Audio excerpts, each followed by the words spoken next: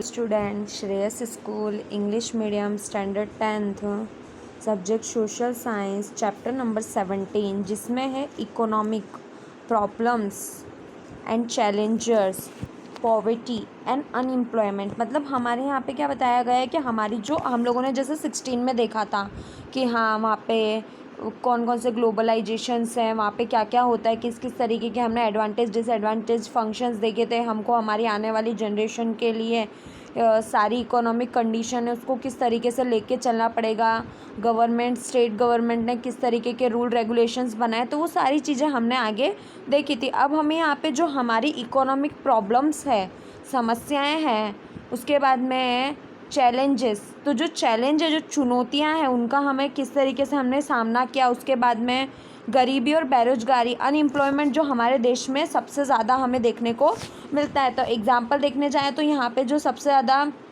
Well educated person भी है, but उनको क्या है, जिस तरीके से उनको जॉब चाहिए वो उनको नहीं मिल पा रही, उनकी नीड्स कंप्लीट नहीं हो पा रही है। चलिए हम यहाँ पे देखते हैं। तो आपने देखा कि जो एक्सपीरियंस थे, एक्सपीरियंस में क्या हो जाता है, एक गंभीर जटिल जो हमारे यहाँ की कंडीशंस है, जो सोशल प्रॉब्लम्स देख सकते हो, पॉपुलेशन ग्रोथ है, प्राइस राइजिंग है। जैसे आप देख सकते हो कि कभी कभी क्या हो जाता है कि ज़्यादा कुछ हो जाने की वजह से, जैसे कि बारिश हो रही है तो बारिश की वजह से क्या सब्जियां महंगी हो गई है ना, तो वो हमारे लिए जो जो लोग खरीद सकते हैं कि हाँ 100 रुपये किलो प्याज है तो उनके लिए वो प्रॉफिटेबल है, बट जो खरीद ही नहीं सकते हैं, जिनकी इनकम ही इतनी नहीं है, तो उनको वहाँ पे क्या हो जाता है, प्रॉब्लम्स हो जाती है, ब्लैक मनी हो गई, अनएम्प्लॉयमेंट हो गया, तो ये क्या हो गया, क्रिक्युलेशंस हो गया। तो ये सारी जितनी जो जितनी भी चीज़ें हैं, जैसे भूखमरी, भ्रष्टाचार, आतंकवादी, तो इन सारी चीज़ें इंक्लूडेड इनके अंदर। अब यहाँ पे हमें जो प्रॉब्लम्स बताई है, अनएम्प्लॉयमेंट, प्राइस राइजिंग, तो क्या हो जाता है, कभी कभी आप देख सकते हो कि बेरोजगारी की वजह से क्या हो गया, मार्केट इंक्रीज़ हो गया, ठीक है, फिर क्या हो गया, डिक्रीज़ हो गया। तो demandable according to demand to the increase and decrease according to market price, ठीक है। अब यहाँ पे आप देख सकते हो मेजर प्रॉब्लम्स बताई गई है, तो वो मेजर प्रॉब्लम्स है जिसके बारे में अब हम जानेंगे। फर्स्ट है पॉवर्टी, तो जिसमें यहाँ पे लार्जर नंबर ऑफ डाइवर्सिटी, मतलब क्या हो जाए, जो लार्जर नंबर पे आप देख सकते हो कि यहाँ पे क्या हो रहा है, जो लोगों की चीज़ें हैं, तो आपको पता है कौन कौन सी चीज़ें होती है, तो यहाँ पे जैसे फूड, क्लोथ्स, ठीक है, उनके रहने की जगह, एजुकेशन, हेल्थ सेंटर, तो ये सारी चीज़ें उन लोगों को किस तरीके से condition, the society are called by poor, तो आप देख सकते हो कि इसकी वजह से समाज के अंदर गरीब माना जाता, जो ये सारी चीज़ें जिनकी कंप्लीट नहीं होती उनको गरीब बोल सकते हैं।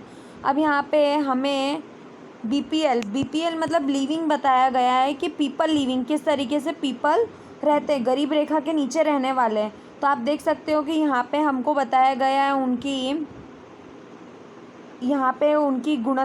गुणात्मक जो बोल सकते हो क्वालिटेटिव कॉन्सेप्ट है, जिसके अंदर यहाँ पे views a lower level of a life. तो lower level life the features the people living below poverty in line are as follows. तो देखिए यहाँ पे कुछ लाइन्स है जो हमें बताई गई है। दो समय, मतलब क्या होता है, जिनको 2 टाइम का अच्छे से खाना नहीं मिल सकता है। उसके बाद में हमें यहाँ पे बताया गया है कि खुली जगह, मतलब उनको खुली जगह नहीं मिल सकती है। उसके बाद में उनको नहीं चाहते हुए भी रहने के लिए, मतलब क्या बोलते हैं कि कई जगह ढूंढनी पड़ती है। उसके बाद में यहाँ पे उनकी जो इनकम है वो भी कम होती है। तो यहाँ पे नेशनल एवरेज लाइफ भी आप देख सकते हो कि नेशनल एवरेज जो लाइफ है वो भी उन्हें देखने को मिलती है। और उसके बाद में उनको अच्छा खाना पीना वो भी नहीं मिल पाता है, जो अच्छा खाना उनको मिलना चाहिए वो भी उनको नहीं मिल पाता है। उसके बाद में यहाँ पे जो उनके बच्चे हैं वो बड़े होते हैं तो उनको क्या किया जाता है, स्टडी बिना कराए तो उनको क्या मजदूरी करनी पड़ती है ना।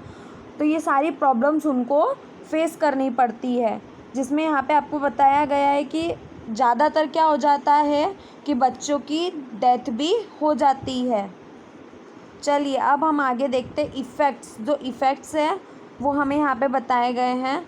तो इफ़ेक्ट्स में फ़र्स्ट हमें बताया गया है कि जो गांव और शहर दो, मतलब ग्रामीण जो है और जो शहर है, तो गरीब रेखा के नीचे बहुत कम से परिवार है जो क्या बोलते हैं, नीचे जीते परिवार, बीपीएल, मतलब कि उसे हम क्या बोल सकते हैं, उन परिवार को हम बीपीएल कहते हैं जो गरीब रेखा के नीचे जीते हैं। Finding the such families, the government has started the public distribution system on basis, ठीक है, द रिलेशन कार्ड।